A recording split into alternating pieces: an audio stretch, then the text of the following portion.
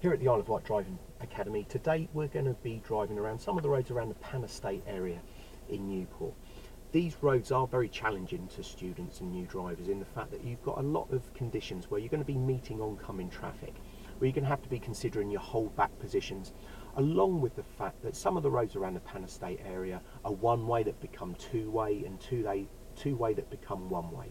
And these are the ones that test your ability to read your road signs and be aware. I'm about to move off, so I'm preparing my car now and I'm doing my full blind spot check from pavement side working over to road side. I've completed my right blind spot. I'm not going to indicate to move away at the moment because there's no one around that is going to benefit from my indicator.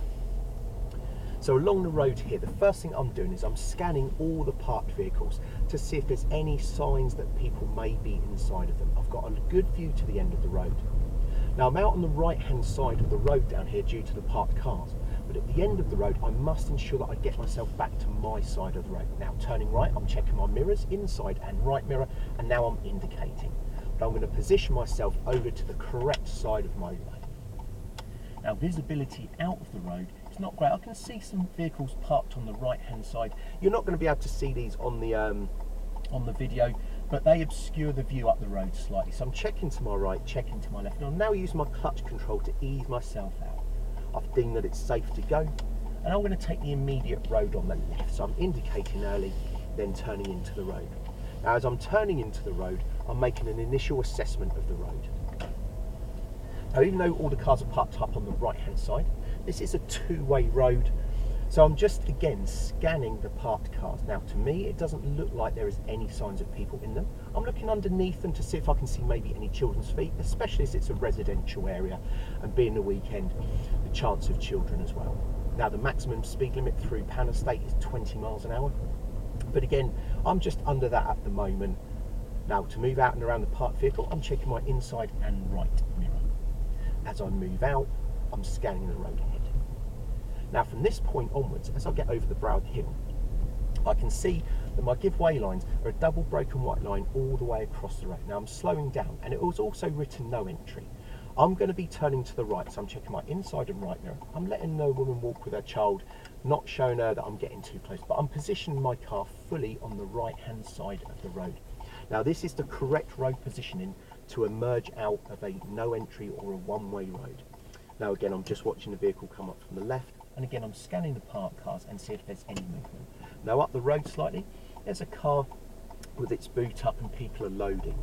So as I pull out of the road, I'm just going to make sure, again, that I'm watching them to see if anyone's going to step out between them. Now I've come into a new road, so I think new road, new mirrors. Now the car ahead of me, as it's reversing in, I'm just going to make my car safe by putting my handbrake on and into neutral. Now at the moment, whilst I'm waiting here, I'm still checking my mirrors, and that's my inside mirror and both my door mirrors. So I want to make sure that as I move off, I'm aware if there's anything going to be coming up beside me.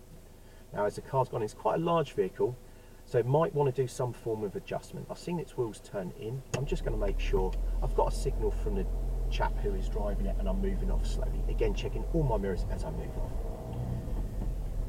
Now at the roundabout, I'm going to be turning to the right, so I'm selecting my inside and my right mirror, and now I'm putting my indicator on. I'm going to make the best effort to go around the disc in the road, and I'm just skimming it as I turn in. Now once I've got into a new road again, I think new road, new mirrors. Now looking up on the poles on the left hand side, I can see that there's a blue rectangular sign with a white arrow in it, which shows me that it is a one-way road. The road conditions are poor up through this one, but again I'm scanning the parked vehicles. I can just set my wheels over the speed bumps. So I'm maintaining a slightly slower speed due to the road conditions. At the end of this road, I'm going to be turning to the right hand side. Now the next warning triangle shows me the road narrows on both sides, but this is the important one after that. The next warning triangle on the left tells me it's two-way traffic from this point onwards, so I must not pull up on the right hand side of the road because it is no longer one way. So I'm indicating, already checked my mirrors, and I'm selecting the correct side, which is the left side. Now this one shows me, because I've got double broken white lines on my side and a single broken white line on the other side. So you'd never be emerging out of a single broken white line. And this one again, on the tests, catch out a lot of students. They don't look at those road signs, they don't see that road marking either. Now coming up to the